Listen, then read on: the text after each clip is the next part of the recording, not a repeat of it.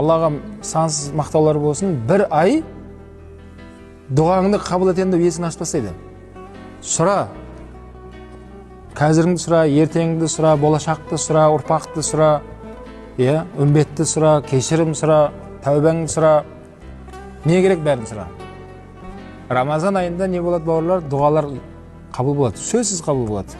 Yani Ramazan ayın tek қана аузымызды бекітіп алып, кешке шейін жүре беру.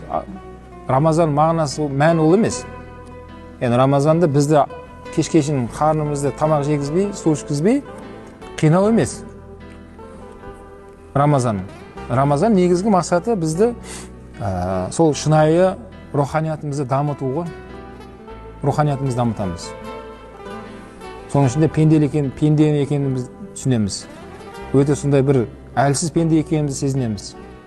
Аллаға сансыз мақтаулар болсын, bir ay duаңды қабыл етемін деп есін ашпасайды. Сұра, қазіріңді сұра, ертеңді сұра, болашақты сұра, ұрпақты сұра, үмбетті сұра, кешірім сұра, тәубаңды сұра. Не керек бәрін сұра. Рамазан айында не болады бауырлар? Дұғалар қабыл болады, сөзсіз қабыл болады.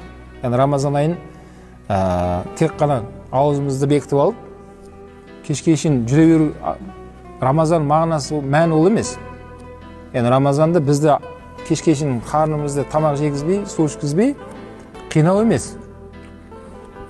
Рамазан негізгі мақсаты бізді сол шынайы руханиятымызды дамыту ғой. Руханиятымызды дамытамыз. Соның ішінде пенде екенімізді түсінеміз. Өте сондай бір әлсіз пенде екенімізді сезінеміз.